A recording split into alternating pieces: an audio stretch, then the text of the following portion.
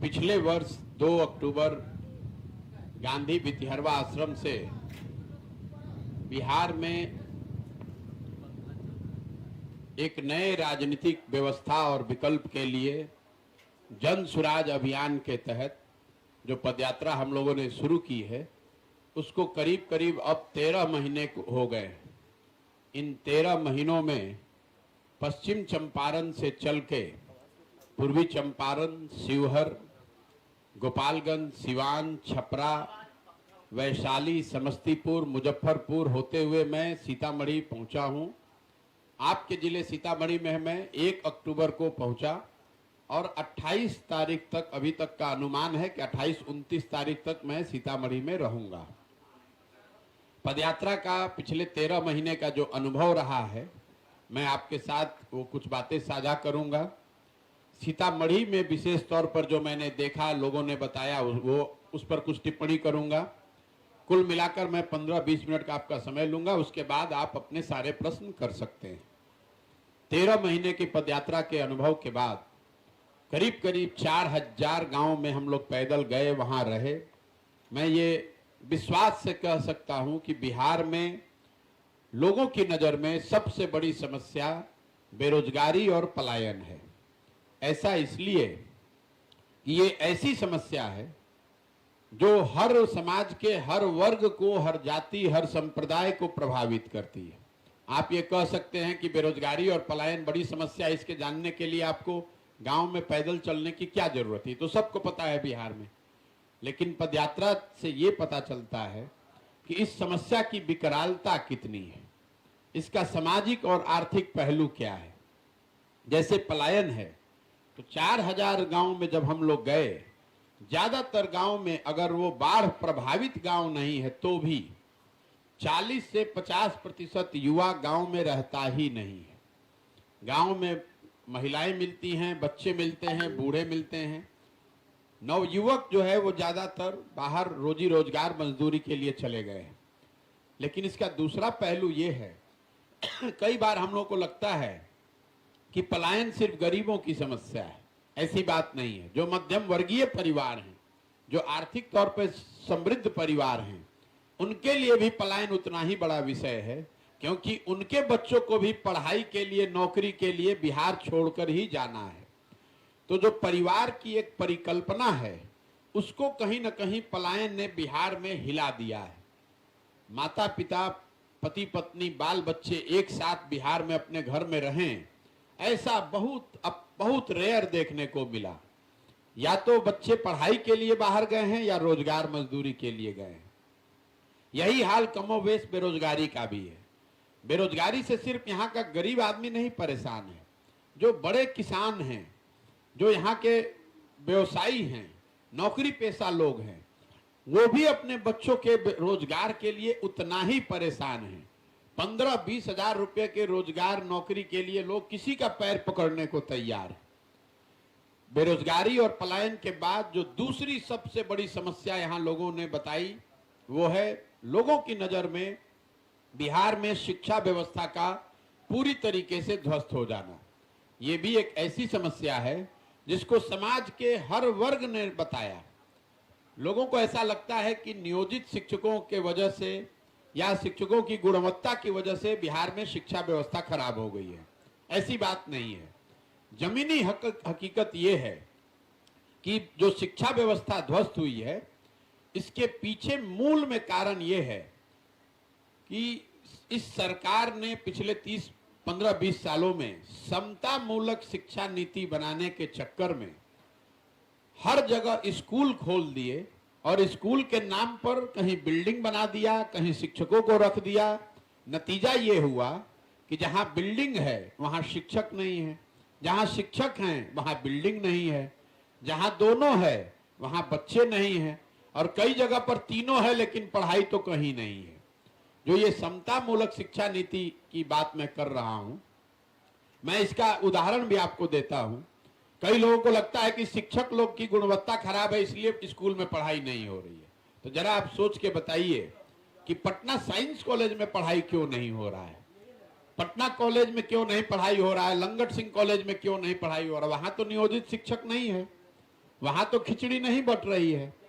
कहीं ना कहीं सरकार की प्राथमिकता में शिक्षा को सुधारने की बात है ही नहीं। शिक्षा के नाम पर सरकार ने बिल्डिंग बनाए, स्कूलों से खिचड़ी बंटवाई और कॉलेज से डिग्री बटा रहा है। पढ़ाई दोनों में कहीं नहीं हो रहा है। अगर आप मेरे से पूछेंगे तो जब भी इस कालखंड का इतिहास लिखा जाएगा तो नीतीश कुमार के 18-19 साल के शासन में शिक्षा व्यवस्था के ध्वस्त होने को इतिहास इनकी सबसे बड़ी विफलता मानेगा। ऐसा इसलिए कि मान लीजिए कि कल बिहार में एक अच्छी सरकार आ जाए तो संभव है रीगा चीनी मिल चालू हो जाए। अगर सड़क टूटा है तो सड़क बन सकता है, लेकिन जो 2 पीढ़ी के लोग इस ध्वस्त शिक्षा व्यवस्था से पढ़कर निकल गए, अब कोई अच्छी सरकार आ भी जाए तो उनका जीवन सुधरने वाला नहीं है। तीसरी जो सबसे बड़ी समस्या है वो किसानों की है। स्वाभाविक तौर पर यहां इतनी बड़ी संख्या में लोग खेती से जुड़े हुए हैं। किसानों की जो यहां हालत है उसको अगर चंद शब्दों में बताएं तो गांव देहात में लोग ये बताते हैं कि भैया पहले जो खेती किसानी लोग करते थे, 2-4-5 साल खेती करने के बाद पेट काट के सतुआ खा के 1-2 कट्ठा जमीन हम लोग खरीदते थे।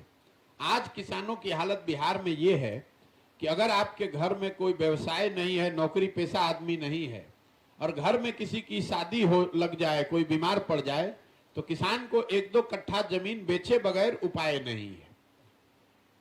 कृषि और किसानों की जो हालात है उसके पीछे 3 मूल बात हमें समझ में आई। पहली बात, यहां बिहार में भूमि सुधार का लागू न होना। बिहार में पिछले 75 साल में गरीबों की बात हुई, समाजवाद की राजनीति हुई, समाजवाद की जड़ें यहां बहुत गहरी हैं, लेकिन यहां भूमि सुधार कभी लागू नहीं किया गया। इसका नतीजा क्या हुआ है, मैं आपको एक आंकड़ा दे रहा हूं, इसको याद रखिए। बिहार में जो 100 परिवार रहते हैं, 100 लोग जो रहते हैं, 100 में 60% लोगों के पास 1 इंच जमीन नहीं है। मतलब भूमिहीनों की संख्या बिहार में है 60%। आपके रेफरेंस के लिए बता दें कि देश में 100 में 38 लोगों के पास जमीन नहीं है, जबकि बिहार में 100 में 60 लोगों के पास जमीन नहीं है। तो भूमि सुधार का लागू न हो पाना एक बहुत बड़ी कारण है किसानी से जुड़े हुए लोगों की विफलता का। दूसरी जो समस्या है वो है जल प्रबंधन को लेकर। बिहार में आधे से ज्यादा खेती योग्य जमीन को बाढ़ का सामना करना पड़ता है। इसकी खूब चर्चा भी होती है, लेकिन जो उसकी दूसरा उसका पहलू है, जितनी आधी से ज्यादा जमीन पर बाढ़ का प्रकोप है, लेकिन आधी जो बाकी जमीन है उसमें या तो सूखे का प्रभाव है या जल जमाव या नदियों के कटाव का मामला है। मैं आपको सीतामढ़ी का एक आंकड़ा दे देता हूं। जितनी जमीन सीतामढ़ी में है खेती योग्य, उसमें 36% जमीन ऐसी है जहां सिंचाई की कोई सुविधा नहीं है, जिसको सूखे की मार झेलनी पड़ती है। हम लोग बाढ़ की बात करते हैं, लेकिन बाढ़ के साथ साथ सूखा और जल जमाव ये भी बहुत बड़ी समस्या है, जिसको आप लख कहते हैं, कुछ लोग मन भी कहते हैं। जब आप गोपालगंज से पैदल चलिएगा तो गोपालगंज, सिवान, छपरा, वैशाली, मुजफ्फरपुर और सीतामढ़ी, हर प्रखंड में 2-4-5 हजार एकड़ जमीन ऐसी है जहां जल जमाव की बड़ी समस्या है। जो नेपाल से लगते हुए प्रखंड हैं, चाहे दोनों चंपारण में हो, शिवर हो, सीतामढ़ी हो, वहां नदियों के पानी से जो कटाव होता है, जो नदियां रास्ता बदलती हैं, उसका भी बहुत बड़ा असर है। तो पहली समस्या भूमि सुधार की है। दूसरी समस्या जल प्रबंधन को लेकर है, लेकिन तीसरी और सबसे बड़ी समस्या जो किसानों की है वो है उनके फसलों का उनको उचित मूल्य न मिल पाना। बिहार में हम लोग बैठ के बात करते हैं कि पंजाब में किसान बड़ा समृद्ध है, तो बिहार में पिछले 10 बरस में, ये आंकड़ा भी याद रखिएगा, पिछले 10 बरस में जितना धान पैदा हुआ पूरे बिहार में, उसका सिर्फ 13% धान ही सरकारी समर्थन मूल्य पर खरीदा गया। गेहूं के लिए यह प्रतिशत है 1% गेहूं और 13% धान सरकारी समर्थन मूल्य पर खरीदा गया। पंजाब में 70% धान और 75% गेहूं सरकारी समर्थन मूल्य पर खरीदा गया है। नतीजा क्या है? एक आर्थिक सर्वेक्षण बताता है कि बिहार में किसान जो पैदा करते हैं उनके उपज का, फसल का दाम नहीं मिलने की वजह से हर साल करीब करीब 20,000 करोड़ रुपया का नुकसान यहाँ के किसानों को हो रहा है। तो ये जो तीन समस्याएं हैं जिसको आप कह सकते हैं सर्वस्पर्शी है, बेरोजगारी, पलायन, दूसरा ध्वस्त हुई शिक्षा व्यवस्था और तीसरा किसानों और किसानी से जुड़ी हुई समस्या। इसके अलावा जो 4 केंद्र सरकार की सबसे बड़ी योजनाएं चल रही हैं उसकी धरातल पर क्या स्थिति है मैं वो आपको बताना चाहता हूं। केंद्र सरकार की सबसे बड़ी योजना है प्रधानमंत्री गरीब कल्याण योजना, जिसमें लाभार्थियों को 5 किलो अनाज हर महीने मिलने की बात कही गई है। जमीन पर सच्चाई यह है कि हर लाभार्थी को 4 किलो अनाज ही मिल रहा है। जिसको राशन कार्ड बना हुआ है, 2-2.5 हजार 5,000 रुपया घूस देकर भी जिसने राशन कार्ड बना भी लिया, उसको 5 किलो नहीं 4 किलो अनाज ही प्रति माह मिलता है। और इसके पीछे वजह यह है कि जिले प्रखंड के स्तर पे जो अनाज आ रहा है उसमें 35 से 40 रुपए प्रति क्विंटल की दर से जनप्रतिनिधि और अफसर मिलकर पैसा ले रहे हैं। ज्यादातर जगहों पर लोगों ने बताया कि इस 35-40 रुपए में 6 से 8 रुपए प्रति क्विंटल की हिस्सेदारी विधायकों की भी है। मैं बिल्कुल आपको कैमरे पर कह रहा हूं। इसी चोरी की वजह से लाभार्थियों को यहां 5 के बजाय 4 किलो अनाज ही मिल रहा है। केंद्र सरकार की दूसरी बड़ी योजना है आवास की योजना, इंदिरा आवास योजना, जिसको पहले कहते थे, आजकल प्रधानमंत्री आवास योजना है। राज्य सरकार ने मुख्यमंत्री आवास योजना भी शुरू किया है। ज्यादातर गांवों में लाभार्थी जो हैं वो इंदिरा आवास वाले ही मिलते हैं, जिसको 20,000, 30,000, 40,000 रुपया पिछले 2-3 दशकों में कभी मिला है। प्रधानमंत्री आवास योजना के लाभार्थियों की संख्या बहुत कम है, लेकिन जिनको ये 1,40,000 रुपया मिलना है, इसमें 25 से 40,000 रुपये तक लोगों को घूस देना है, तभी ये व्यवस्था से आपको लाभ मिल सकता है। जहां पर जिन पंचायतों में जनप्रतिनिधि पैसा नहीं ले रहे हैं वहां पर भी अफसर तो 20 से 25,000 रुपया लेगा ही लेगा। जहां जनप्रतिनिधि पैसा ले रहा है वो 35,000, 40,000 रुपया लोगों को देना पड़ रहा है। इंदिरा आवास, प्रधानमंत्री आवास योजना में नाम लिखने के लिए 1,000 रुपया, फोटो खिंचाकर आगे भेजने के लिए 2,000 रुपया, पहले किस्त में 11,000 रुपया, पूरी व्यवस्था बनी हुई है। 3 किस्तों में लाभार्थियों से कुल मिलाकर 30,000, 35,000 रुपया लिया जा रहा है। तीसरी केंद्र सरकार की बड़ी योजना है शौचालय की।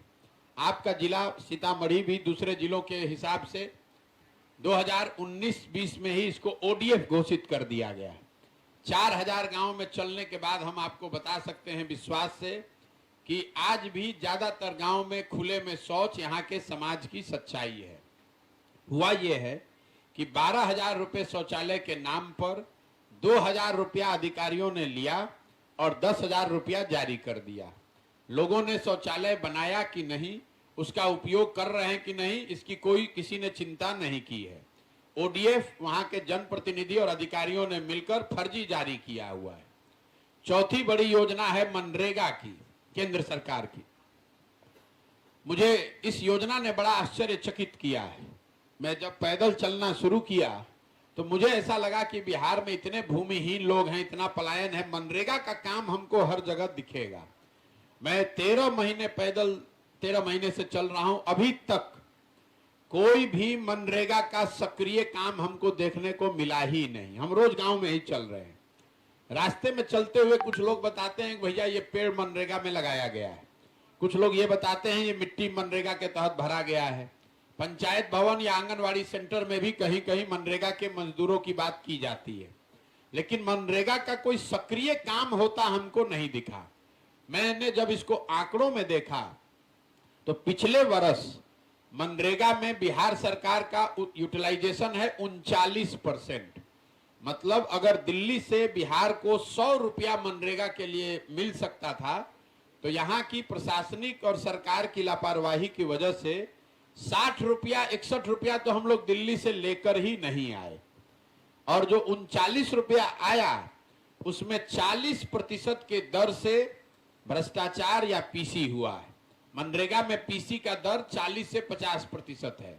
तो कुल मिला जुलाकर बिहार में लोग 10,000 15,000 रुपया के लिए पलायन करने को मजबूर हैं, और 100 रुपया का जो मनरेगा है उसमें से 25 रुपया नीचे पहुंचा है, 75 रुपए या तो 60 रुपए आया नहीं और 15 रुपया चोरी हो गया। 4 केंद्र सरकार की योजनाओं के बाद मैं राज्य सरकार की जो बड़ी योजनाएं हैं उसका आंखों देखा जो मैंने देखा वो बताना चाहता हूं। राज्य सरकार की जो बड़ी योजनाएं हैं उसमें सबसे ज्यादा चर्चा 7 निश्चय के योजनाओं की है। जब ये योजना बन रही थी तो 2015 में मेरी भी उसमें भूमिका थी। तो योजना में पहला जो निश्चय था, पहला जो वादा किया गया था कि बिहार के हर युवा को, 18 से 35 साल के युवा को प्रति माह 1,000 रुपए की सहायता मिलेगी, ताकि किसी को 1,000 1,200 रुपए 1,500 रुपए के लिए अपना घर परिवार छोड़कर बाहर मजदूरी न करना पड़े। अभी तक इस योजना का ना कोई मुझे लाभार्थी मिला, ना इस योजना की कोई चर्चा सुनी। ये योजना न शुरू की गई, ना इसकी कोई बात करता है, ना कोई पत्रकार बंधु इस पर सवाल करते हैं। दूसरी 7 निश्चय की योजना थी स्टूडेंट क्रेडिट कार्ड की, जिसमें यह तय किया गया था कि 12वीं के बाद बिहार के हर परिवार के बच्चों को बैंकों से सस्ते दर पर 4 से 5% के ब्याज पर सरकारी गारंटी से पैसा मिलेगा, ताकि किसी भी परिवार को अपने बच्चों को पढ़ाने के लिए पैसे की वजह से दिक्कत न हो। 2015 में अनुमान था कि कोई 1.25 करोड़ बिहार के बच्चों को इसका लाभ मिलेगा पहले 5 वर्ष में। 9 वर्ष पहले ये योजना शुरू की गई। अभी तक सरकार का अपना ही दावा ये बता रहा है कि करीब 8 लाख बच्चों को इसका फायदा मिला है। ज्यादातर जगहों पर इस योजना को भी ठंडे बस्ते में डाल दिया गया है। तीसरी बड़ी योजना जिसकी आप लोग खूब चर्चा करते हैं वो है नल जल योजना। 2015 में यह अनुमान लगाया गया कि 25,000 करोड़ रुपया अगर खर्च किया जाए 5 वर्षों में तो बिहार के हर घर में नल से पानी पहुंचा दिया जाएगा। नल जल योजना शुरू भी हुई, लेकिन उसमें जो तकनीकी और आर्थिक गलतियां हुई उसका नतीजा ये है कि बिहार सरकार का जो दावा है कि 2/3 घरों में नल से पानी पहुंचा है, सीतामढ़ी में सरकार का दावा है 54% नल जल योजना काम कर रही है। जमीनी हकीकत यह है कि 10 में 7 से 8 योजना काम नहीं कर रही है। उसकी एक बड़ी वजह यह है कि जो तकनीकी गलती हुई वो तो एक पहलू है, जो उसमें चोरी हुआ वो भी एक पहलू है। सबसे बड़ी दिक्कत नल जल योजना में जो जमीन पर देखने को मिली वो है ये योजना जिस जमीन पर बनी हुई है उसकी मलकियत को, उसके मालिकाना हक को लेकर हुआ ये है कि उस समय के वार्ड सदस्यों ने ज्यादातर अपने या अपने मित्र दोस्तों के जमीन पर इस योजना को बनवाया। जैसा कि आप जानते हैं पिछले चुनाव में 90% वार्ड सदस्य चुनाव हार गए। अब हुआ यह है कि जिसकी जमीन पर यह नल जल योजना है वो वार्ड सदस्य था या उसका रिश्तेदार है, वो हार गया चुनाव, तो वो इस योजना को चलने ही नहीं दे रहा है। जिसके जमीन पर यह योजना बनी उसको ये कहीं ना कहीं से बताया गया कि आपको एक फिक्स राशि हर महीने मिलेगी। उसको लगा कि हमको सरकारी नौकरी की तरफ पैसा मिलने लगेगा। अब वो मिल नहीं रहा है तो वो योजना चलने नहीं दे रहा है। कई जगह पर गांव में तो हमको लोग मिले जो बजाबता इसको कब्जा कर लिए हैं और शादी विवाह वगैरह में पानी का व्यापार इससे कर रहे, पानी बेचते हैं टैंकर के माध्यम से। शायद इसी का परिणाम है कि अभी सरकार ने ये पंचायती राज से हटाकर इसको फिर वापस इसका रख रखाव का काम पीएचईडी को दिया है। लेकिन जब तक इसके मालिकाना हक को लेकर एक क्लैरिटी नहीं होगी तब तक इसमें आपको सुधार नहीं दिखेगा। चौथी जो सबसे बड़ी योजना थी वो थी नाली गली के पक्कीकरण की योजना। 2015 में ये बिहार सरकार की सबसे बड़ी योजना थी। उस समय का अनुमान था कि इस पर 80,000 करोड़ रुपया 5 वर्ष में खर्च किया जाएगा, और अगर 80,000 करोड़ रुपया खर्च हो तो बिहार के हर घर से निकलने वाले नाली का पक्कीकरण हो जाएगा, और उस नाली को गांव में एक बड़े नाले से जोड़कर उसके द्वारा पानी को बाहर निकाला जाएगा, उसका निस्तारण किया जाएगा। जमीनी हकीकत जो हम लोग देख रहे हैं 4,000 गांवों में नाले तो बनाए गए, सड़कों के किनारे बड़े नाले कुछ बेतरतीब तरीके से नालों को बनाया गया, लेकिन घरों के नालियों से का ना पक्कीकरण हुआ ना उनको बड़े नाले से जोड़ा गया। नतीजा यह है कि जो सड़कों के किनारे ये बड़े नाले हैं, ये ज्यादातर जगहों पर कूड़ेदान में तब्दील हो गए हैं। उस पर लोग भैंस गाय बांधता है, उस पर गोईठा डालता है, भूसा डालता है, और वो सारे नाले जो हैं वो कूड़ेदान बन गए। तो पूरी योजना नीचे चौपट हो गई। दो क्षेत्र जहां हमको सुधार दिखा वो है सड़क और बिजली। बिजली निश्चित तौर पर बिहार के हर गांव हर टोले में पहुंच गई है, अभी इसमें कोई दिक्कत नहीं है। जहां भी हम लोग गए लोगों ने बताया हाँ भैया बिजली आ गई है। बिजली को लेकर दो समस्या लोग बता रहे हैं। एक तो ज्यादातर लोगों की नजर में बिजली का बिल ज्यादा और गलत आ रहा है। हर गांव में 30, 40, 50 लोग ऐसे मिल जाते हैं जो बताते हैं भैया बिजली का बिल गलत आया है, कनेक्शन कट गया। उसके बाद आप DCLR का और लोक अदालत का चक्कर लगाते रहिए। लोग 6,000 से लेकर 1.25 लाख रुपए तक का भी बिल दिखा रहे हैं। एक बार कनेक्शन कट गया, कई लोगों पर तो फौजदारी का केस हो गया है, लोग अपना घर और छोड़कर भागे हुए हैं या छिप के रह रहे हैं। दूसरी एक समस्या और लोग बता रहे हैं, जो स्मार्ट मीटर शुरू किया गया है, इसके रिचार्ज को लेकर गरीबी इतनी है कि लोग उसको रिचार्ज करा पाने की स्थिति में नहीं है। जैसे आप अपना सीतामढ़ी देख लीजिए, बिहार में प्रति व्यक्ति के आय के हिसाब से हम लोग देश में सबसे गरीब हैं। देश में प्रति व्यक्ति आय है 1,35,000, बिहार में प्रति व्यक्ति आय है करीब करीब 34,000, लेकिन सीतामढ़ी में प्रति व्यक्ति आय है 20,600 रुपया। मतलब बिहार में भी जो 5 सबसे गरीब जिले हैं प्रति व्यक्ति आय के हिसाब से, उसमें सीतामढ़ी है। तो अगर 20,000 रुपया जहां प्रति व्यक्ति आय है, वहां को लोगों को स्मार्ट मीटर भी रिचार्ज कराने के लिए 100-200 रुपया भी लोगों के पास नहीं है। सड़कों को लेकर जो दशा दिखी, निश्चित तौर पर स्टेट और नेशनल हाईवे में सुधार हुआ है, लेकिन जो ग्रामीण सड़कें हैं उसकी दशा कमोवेश वही है जो पहले लालू जी के टाइम में रहती थी। जैसे सीतामढ़ी को आप फिर देख लीजिए, यहां पर जो पूरी सड़क है उसमें 50% से ज्यादा सड़क ग्रामीण सड़क है। वो मुख्यमंत्री संपर्क योजना हो, ग्रामीण कार्य विभाग की योजना का सड़क हो, या प्रधानमंत्री संपर्क योजना की हो, या पंचायत की सड़क हो, 50% सड़क ग्रामीण सड़कें हैं। और इन सड़कों की स्थिति कमोवेश वही है जो लालू जी के जमाने में होती थी।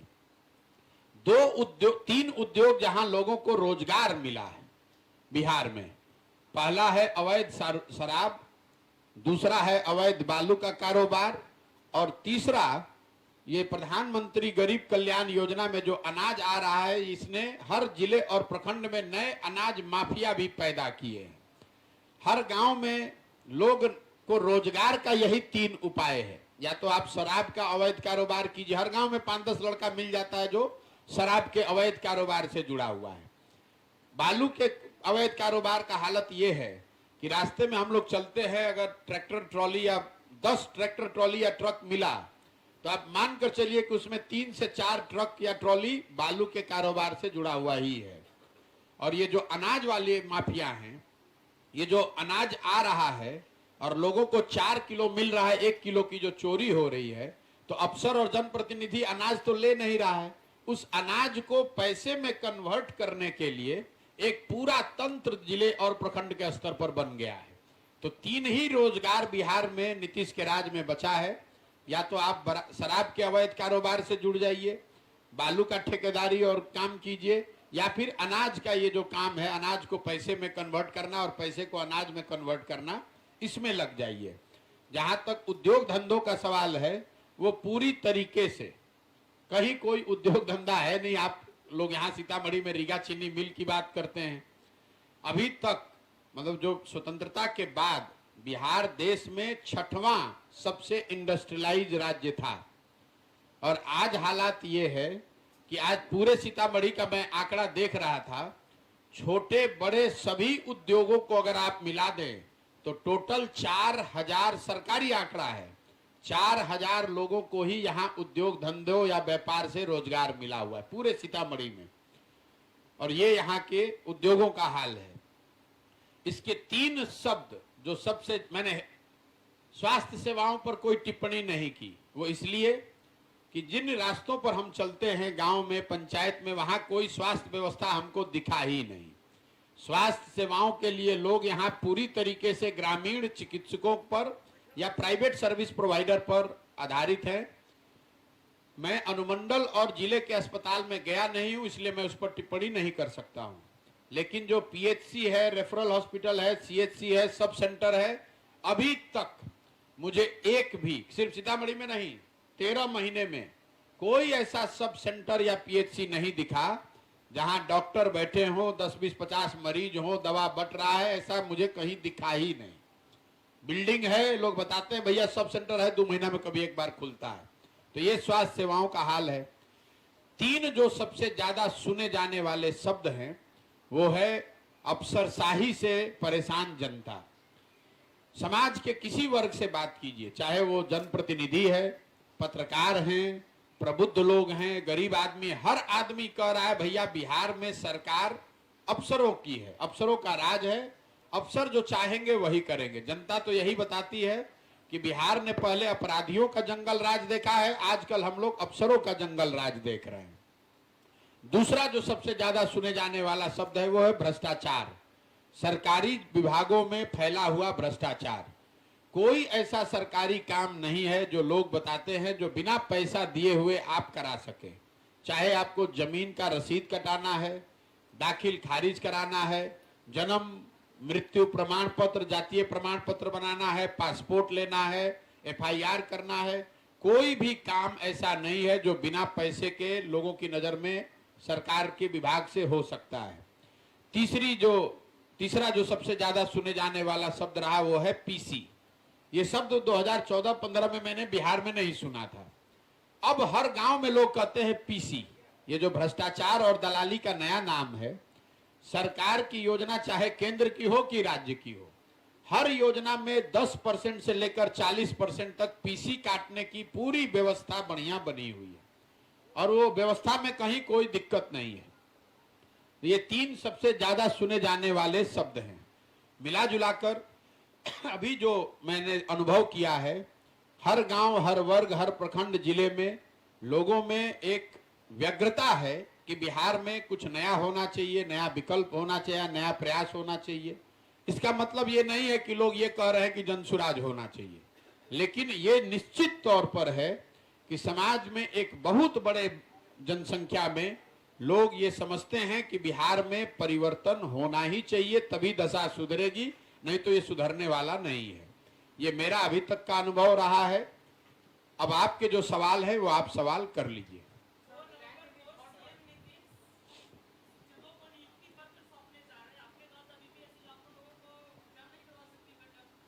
मेरे भाई, अभी नियुक्ति पत्र दिया नहीं गया है। आप मेरे वक्तव्य को निकालिए। मैंने ये कहा कि अगर नीतीश कुमार और महागठबंधन की सरकार साल भर में 10 लाख लोगों को सरकारी नौकरी दे दे तो मैं उनके समर्थन में इस पूरे अभियान को वापस ले लूंगा और इतना ही नहीं, उनका झंडा लेकर घूमूंगा। साल भर उस बात को हो गए। आप मुझे ये बता दीजिए पत्रकार होने के नाते कि बिहार में 10 लाख के मुकाबले कितने लोगों को नौकरी मिल गई।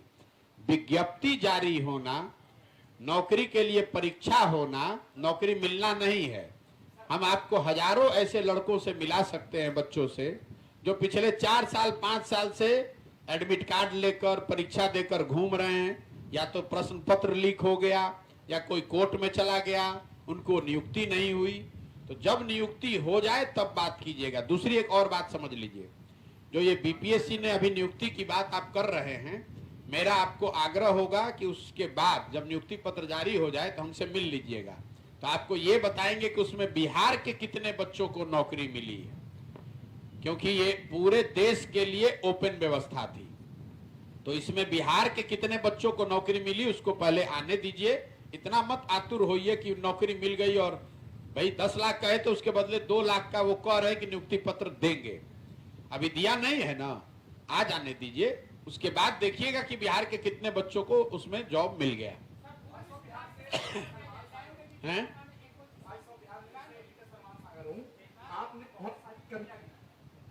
उन कमियों को सुधार कैसे किया जाएगा, उनमें सुधार कैसे लाए जाएंगे, और ये सुधार क्या प्रशांत कुमार ही ला पाएंगे या फिर कोई भी? बिल्कुल आपने सही सवाल पूछा। ये जो पूरा अभियान है वो इसी बात को समझकर आगे इसके सुधार के लिए है कि हमारी अपनी समझ ये है कि बिहार में इन सारी समस्याओं के जड़ में समस्या ये है कि लोग अपनी परेशानियों और समस्याओं के बावजूद अपने लिए, अपने बच्चों के लिए वोट नहीं करते हैं। वोट बिहार में जाति पर करेंगे, धर्म पर करेंगे, 5 किलो अनाज के लिए करेंगे, अयोध्या में राम मंदिर बने इसके लिए करेंगे, पुलवामा के लिए करेंगे, या लालू जी के डर से भाजपा को और भाजपा के डर से लालू जी को करेंगे। यहाँ पर लोग बच्चों के पढ़ाई के लिए, रोजगार के लिए, सड़क के लिए, फैक्ट्री के लिए वोट करते ही नहीं है। अगर आप इस अभियान को नजदीक से देखिएगा तो हर गांव में 4000 से ज्यादा गांव में मैं ये सवाल पूछता हूं लोगों से, उनके बच्चों के सर पर हाथ रखवा कर हाथ उठवाता हूं कि बताइए कि आपने जीवन में कभी पढ़ाई और रोजगार के लिए वोट किया है कि नहीं। और आज तक बिहार में हमको कोई आदमी अभी तक नहीं मिला, पत्रकार हो कि प्रबुद्ध हो कि शिक्षक हो कि अनपढ़ है कि मजदूर है, जिसने ये कहा हो कि हमने भैया पढ़ाई के लिए वोट किया है। तो इस अभियान का लक्ष्य ये है, 3 जो लक्ष्य है। पहला कि यहाँ पर की जो ग्रास रूट की समस्याएं हैं उसको गंभीरता से जमीन पर उतरकर समझा जाए, और हर पंचायत के लिए, इसको आप याद रखिए, मैं पदयात्रा सिर्फ रोड के लिए नहीं घूम रहा हूं। अगर 1 महीने में सीतामढ़ी में हूं तो यहाँ के हर पंचायत के अगले 10 साल के विकास का योजना बना रहे हैं, ताकि जब ये पदयात्रा पूरी हो तो बिहार के 8500 पंचायतों के आगे 10 साल का ब्लूप्रिंट बनाकर जारी किया जाए।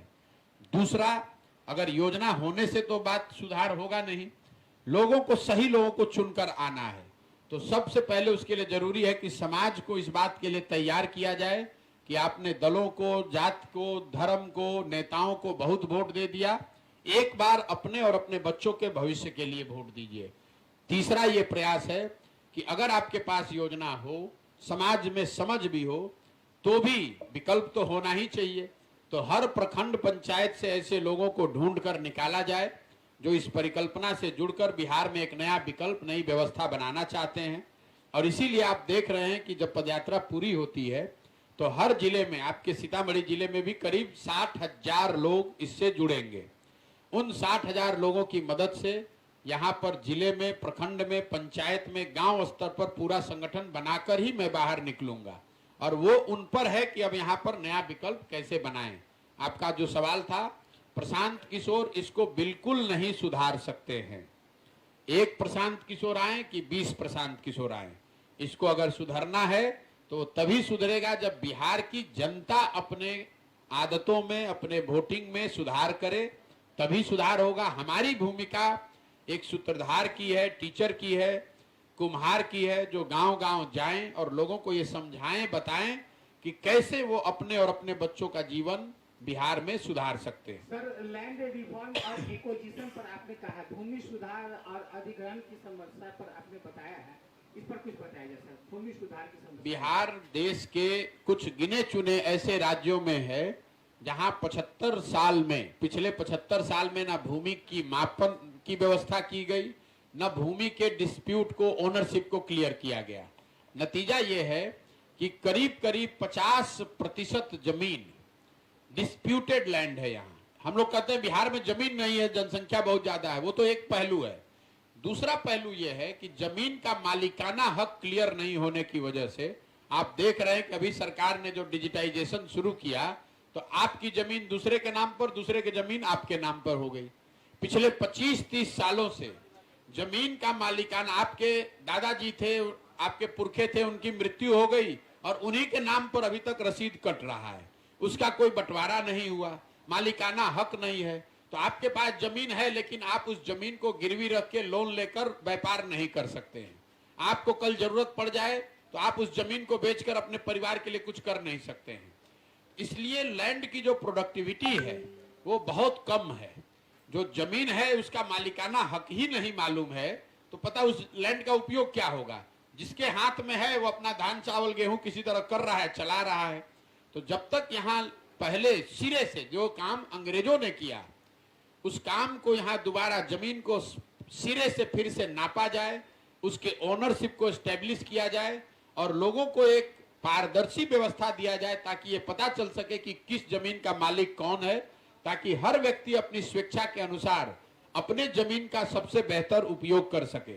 चाहे वो जमीन का को गिरवी रख के उस पर लोन कर्जा लेके व्यापार करे, या उस पर उन्नत कृषि करे, या उस पर मार्केट बनाए, या जो भी काम वो करना चाहे। अभी यहाँ पर जितनी जमीन है उसका एक बड़ा हिस्सा ऐसा है कि उसके मालिक जो भी हैं पेपर पर वो क्लियर नहीं है, जिसके वजह से जमीन की प्रोडक्टिविटी बहुत कम है। 2023 में आप अपना उम्मीदवार उतारेंगे क्या? जी 2023 में आप अपना उम्मीदवार उतारेंगे? 23 में तो कौन सा चुनाव है? आने ये वाले 24 में 24 विधानसभा चुनाव में जन सुराग की क्या रहेगी भागीदारी? भाई जन सुराज तो कोई दल है नहीं। जो बात मैंने पदयात्रा के शुरुआत में कही है कि ये दल नहीं है, प्रशांत किशोर इसके नेता नहीं है। हमारा काम है कि पूरे बिहार में घूमकर इन समस्याओं को समझें और हमको भगवान ने जो शक्ति बुद्धि साधन व्यवस्था दिया है, बिहार के विकास के लिए एक हर पंचायत वाइज नया ब्लूप्रिंट बनाया जाए।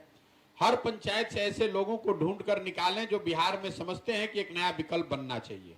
जब ये सारे लोग साथ में आएंगे तो वो लोग मिलकर निर्णय लेंगे। जिन जिलों से पदयात्रा हो गई वहां पर जो लोग जन सुराज के पुरोधा या संस्थापक बन रहे हैं, ये निर्णय उनको करना है कि चुनाव लड़ना है कि नहीं लड़ना है। उदाहरण के तौर पर जब पहले 5 जिलों में हम लोगों ने पदयात्रा खत्म की तो एक एमएलसी का उपचुनाव हुआ। तो उन 5 जिलों के जो जन सुराज के साथी थे उन्होंने ये तय किया कि भैया हम लोग को ये उपचुनाव लड़ना चाहिए। तो एक जन सुराज में से ही एक शिक्षक निर्दलीय उम्मीदवार के तौर पर चुनाव लड़े और जन सुराज के साथियों ने मिलकर उनका सहयोग किया और उनको जिताकर लाए भी। तो लोकसभा को लेकर चुनाव जन सुराज से कोई लड़ेगा कि नहीं, उस पर 2 टिप्पणी मैं कर सकता हूं। पहला, जन सुराज जब दल नहीं है तो जन सुराज तो लड़ नहीं सकता है, लेकिन जन सुराज परिवार से जुड़ा हुआ कोई व्यक्ति अगर चुनाव लड़ता है या तय करता है जन सुराज सीतामढ़ी परिवार के हमें चुनाव लड़ना है, तो ये संभव है कि वो अपने बीच से किसी को चुनाव लड़ाए। और अगर वैसे ऐसी कोई बात होगी तो उसमें प्रशांत किशोर और जन सुराज की जो भी ताकत समझ है वो उस उम्मीदवार के पीछे लगेगी। आप मुख्यमंत्री जी के करीब रहे हैं, आप प्रशांत जी आप मुख्यमंत्री जी के करीबी रहे हैं। जेडीयू में ये खबर आ रही है कि जो कुछ लोग गुट बनाए हुए हैं, अलग अलग गुट है, कोई कहता है राजद में विलय होगा, कोई कहेगा टूट जाएगा, आप क्या मानते हैं? देखिए, जदयू जो पार्टी है करीब करीब उसका अंतिम दौर चल रहा है। हम उनके करीब रहे इसलिए नहीं बता रहे हैं, जो हमारी अपनी राजनीतिक समझ है, नीतीश कुमार जी के लंबे राजनीतिक पारी का ये अंतिम दौर है। मेरा अपना मानना है कि लोकसभा चुनाव तक उनका दल इसी स्वरूप में बना रहेगा, लेकिन लोकसभा चुनाव में जदयू को करारी हार मिलेगी। मैं जदयू की बात कर रहा हूं, महागठबंधन की बात नहीं कर रहा हूं। जदयू को करारी हार मिलेगी, उसके बाद उस दल का विघटन होना निश्चित है। कोई भी जदयू को इस स्वरूप में लंबे समय तक बचा नहीं सकता है। अब जो भी उस दल में शामिल हैं, लोग ऑलरेडी आप देख रहे होंगे, कोई भाजपा भाग रहा है, कोई जनसुराज आ रहा है, कोई दूसरे दल में जा रहा है। जो भी जिनको भी राजनीति करनी है वो जदयू वो समझ रहा है कि जदयू का कोई राजनीतिक भविष्य नहीं है। तो स्वाभाविक तौर पर जब डूबता हुआ जहाज रहेगा तो हर आदमी उसमें गुट बनाएगा, सोचेगा भाई हमारे लिए कुछ इसमें जो मिल जाए। तो ये उसी फिनोमेना को दिखाता है। कौन गुट बनाया है नहीं बनाया है ये महत्वपूर्ण नहीं है। महत्वपूर्ण ये है कि जदयू का विघटन आने वाले कुछ महीनों में, लोकसभा चुनाव के कुछ महीनों के अंदर वो निश्चित है। और मैंने ये भी कहा है, मैं रोज रोज इस तरह की भविष्यवाणी नहीं करता हूं। आप पत्रकार बंधु जो हमें फॉलो करते हैं उनको मालूम है, मैंने जीवन में एक बार बंगाल में कहा कि भाजपा को यहां 100 सीट नहीं आएगा, तो उनको 77 सीट आया। मैंने बिहार के संदर्भ में कहा है कि जदयू को एज ए दल लोकसभा चुनाव में 5 सीट भी नहीं आएगा। अगर आ जाए तो मैं पूरे बिहार की जनता के सामने खड़े होकर माफी मांगने को तैयार हूं। आ ही नहीं सकता है। दूसरे जी मीडिया से त्रिपुरारी बोला है। पप्पू यादव का कहना है कि नीतीश कुमार का जो आचरण है वो महात्मा गांधी का जो है बिल्कुल ये है कॉपी है। अब किसने कहा, किस पर क्या आचरण कहा, इस पर हम टिप्पणी क्या करें? पप्पू यादव जी अगर कौन गांधीवादी है इसका सर्टिफिकेट अगर पप्पू यादव जी देश में देने लगे तो ये अपने आप में बहुत बड़ी चिंता का कारण है। और जहां तक नीतीश जी की बात है तो गांधी जी की बात तो वो करते ही रहे हैं, लेकिन जो उन्होंने कहा कि गांधी जी के नाम पर जो उन्होंने किया और जो वो कर रहे हैं वो तो उसमें कहीं कोई तालमेल है नहीं।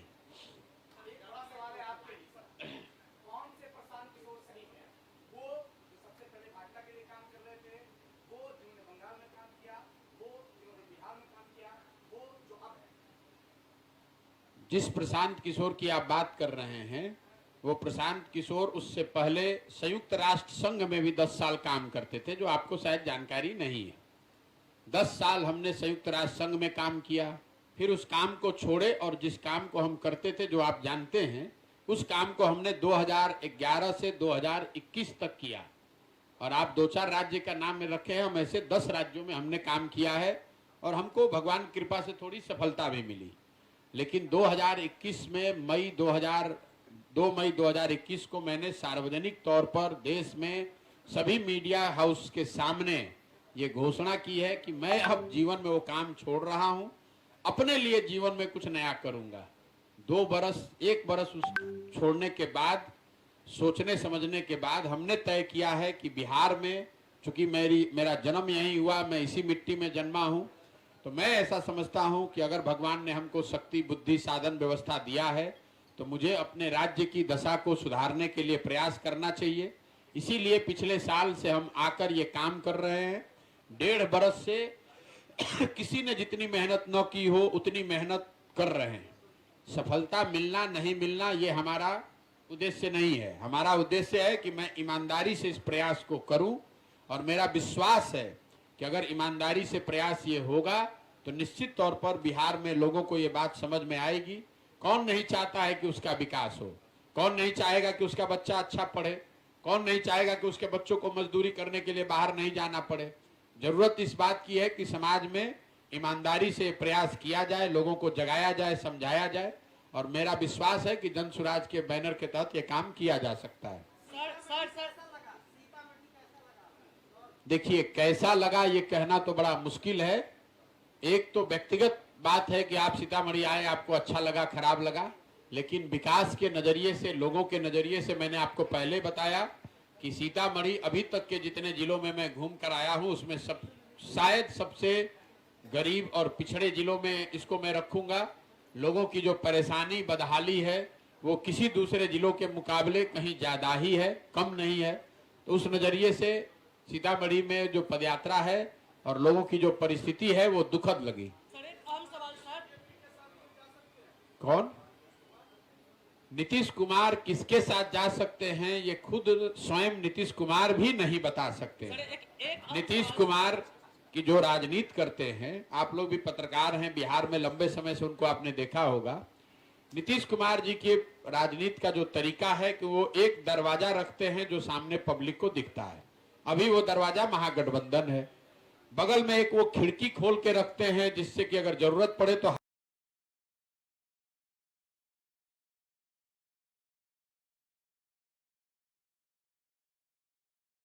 तो इस व्यवस्था में आप देख रहे हैं कि वो महागठबंधन के साथ सरकार चला रहे हैं। लेकिन नीतीश बाबू ने अभी तक साल भर में एक बार भी ये नहीं कहा कि लालू जी, तेजस्वी यादव या उनके परिवार के लोग भ्रष्टाचार में लिप्त नहीं है। एक स्टेटमेंट हमने 2 बार कहा, 2-3 बार कहा कि अगर आप उनकी मदद से मुख्यमंत्री हैं, सीबीआई ईडी रेड कर रही है, तो ये तो बता दो भाई कि ये भ्रष्टाचारी, आप क्या मानते हैं भ्रष्टाचार इन्होंने किया है कि नहीं किया है? नीतीश कुमार ये कभी नहीं कहेंगे।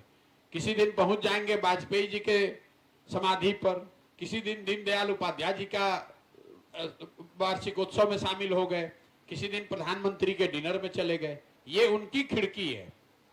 ये खिड़की दिखाकर दरवाजे को बताते रहते हैं कि देखो भैया, अगर तुम्हारे यहां से हवा पानी नहीं आएगा तो खिड़की से रास्ता निकाल लेंगे।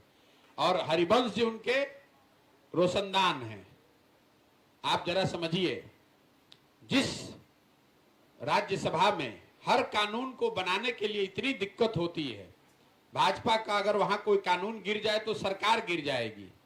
वहां पर सबको हटाया गया, लेकिन उपसभापति हरिवंश जी को भाजपा ने नहीं हटाया, जदयू ने भी नहीं हटाया। ऐसा क्यों भाई? बिहार विधानसभा विधान परिषद में अध्यक्ष बदल दिए गए, राज्यसभा का उपाध्यक्ष नहीं बदला गया। वो इसलिए कि हरिवंश जी वही रोशनदान है कि कल होकर नीतीश बाबू को जरूरत पड़ जाए तो उनके माध्यम से भाजपा के लीडरशिप से वो बात कर सकें, भाग सकें। नीतीश कुमार जी के जीवन में आज इतनी ही प्राथमिकता है कि किसी तरह मेरी कुर्सी बची रहे, बिहार जाए चूल्हे भाड़ में, जिस व्यवस्था से भी हम बने रहें, बस उनकी इतनी प्राथमिकता रह गई है। और इसके लिए कोई आपको पत्रकार और प्रशांत किशोर होने की जरूरत नहीं है। बिहार का बच्चा बच्चा इस बात को जानता है। जातीय सर्वे पर पहली बात तो ये जनगणना नहीं है, और आप लोग रोज ये गलती करते हैं। ये जनगणना नहीं है, सर्वे है। जब सर्वे हो रहा था, होने की बात हो रही थी, तब से मैं आपको लगातार कह रहा हूं कि किसी प्रकार के सर्वे से जिससे समाज की संख्या, उनकी स्थिति के बारे में बेहतर जानकारी हो, इसमें कोई दिक्कत नहीं है, अगर आपकी नीयत ठीक हो तो। नीतीश कुमार जी की नीयत ये नहीं है कि वो पिछड़ों को या वंचितों को कुछ दे दें। आपको ये सवाल पूछना चाहिए कि भाई लालू जी, नीतीश जी 32 बरस से सत्ता में हैं बिहार में। अगर ये इतना बड़ा क्रांतिकारी कदम है तो 32 बरस से आपने ये सर्वे क्यों नहीं कराया? ये आज आपको अकल क्यों आई? केंद्र सरकार से आपको पूछने की पहले भी जरूरत नहीं थी, आप पहले भी करा सकते थे। ये जरूरत इसलिए पड़ी है कि राजनीति के चौसर पर ये अंतिम पासा नीतीश कुमार ने फेंका है कि समाज को बांटकर किसी तरह एक बार और बैतरनी पार लग जाए। नतीजा उल्टा हो गया। जिसकी संख्या बढ़ाकर आई वो अपनी भागीदारी मांग रहा है, और जिसकी संख्या आपने घटाई है वो नाराज हो रहा है। दोनों ओर से मार पड़ रही है। आप जरा बताइए, आप कह रहे हैं कि जिसकी संख्या जितनी है उतनी उसकी भागीदारी होनी चाहिए, तो भागीदारी मारकर बैठा कौन है? पूरे बिहार सरकार का बजट है 2,46,000 करोड़, और 60% उस बजट का दो ही आदमी के हाथ में है, नीतीश कुमार और तेजस्वी यादव। तो अगर किसी की भागीदारी मारी गई है तो यही दोनों लोग भागीदारी मारे हैं। जरा नीतीश कुमार और लालू जी की पार्टी ये बता दे कि कितने अति पिछड़ों को उन्होंने टिकट दिया है, कितने मुसलमान भाइयों को उन्होंने, दलितों को टिकट दिया है, कितने उनके विधायक अति पिछड़ा और दलित और मुसलमान समाज के हैं, और सबसे बढ़ के उनके मंत्रिमंडल में इन समाज के कितने लोग मंत्री हैं और किन विभाग के वो मंत्री हैं। तेजस्वी जी 3 विभाग के मंत्री हैं। उन विभागों का बजट जरा देख लीजिए। और अगर अति पिछड़ा और दलित समाज का अगर कोई मंत्री है तो उसका डिपार्टमेंट जरा देख लीजिए। तो मैं तो जातीय सर्वे के माध्यम से, इसके हवाले से, आपके माध्यम से यह आह्वान कर रहा हूं कि पथ निर्माण विभाग, स्वास्थ्य विभाग, शिक्षा विभाग, वित्त विभाग, जो अति पिछड़े समाज के लोग हैं, विधायक हैं, मंत्री हैं, उनको दिया जाना चाहिए। तुरंत उनको भागीदारी दीजिए। ये 32 साल से हकमारी करने का काम सिर्फ 2 लोगों ने किया है, वो है लालू यादव और नीतीश कुमार। हक इन्होंने मारा है और यही लोग हल्ला मचा रहे हैं। चोर मचाए शोर वाली बात है। 32 साल से आप लूट कर बैठे हैं और आप कह रहे हैं कि वंचित को, दलितों को, अति पिछड़ों को अधिकार मिलना चाहिए। अरे भाई, तो आपको किसने रोका है? तुरंत दीजिए अधिकार। तुरंत एक उप मुख्यमंत्री बनाइए उन समाज से। अच्छे जो विभाग हैं, जो बड़े विभाग हैं, जिनका समाज में प्रभाव हो सकता है, उन विभागों में उन समाज के लोगों को मंत्री बनाइए। अभी लोकसभा का चुनाव होगा तो उसमें देखिएगा कि कितना अति पिछड़ा और दलित और मुसलमान को टिकट देते हैं ये लोग। सर, आपने तमाम समस्याओं का जिक्र किया है, लेकिन बिहार की प्रतिभाओं को सम्मान नहीं मिल पाता है। चूंकि पंकज त्रिपाठी जी को मिला है राष्ट्रपति पुरस्कार का जिक्र है, लेकिन बिहार सरकार अभी तक इस प्रकार के किसी भी प्रतिभा को सम्मान नहीं दे रहे हैं, ना ही उसके उत्थान की बात। क्यों मिलेगा आपको सम्मान? आप देश के सबसे गरीब, सबसे पिछड़े, सबसे ज्यादा भुखमरी और अशिक्षित समाज हैं, तो आपको सम्मान नहीं, आपको गाली मिलेगी जो हम लोग को मिलती है। बिहार का आदमी जब भी बिहार के बाहर जाता है तो उसको बिहारी कहने में अपमान महसूस होता है। एक पंकज त्रिपाठी, एक मनोज वाजपेयी, एक कोई आदमी आईएएस बन जाए, एक कोई प्रशांत किशोर, पूरा बिहार का समाज नहीं है।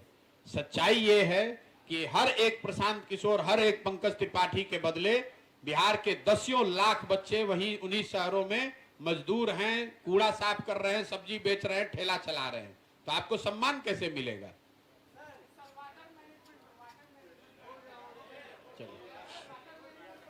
चलिए भैया, बहुत बहुत धन्यवाद।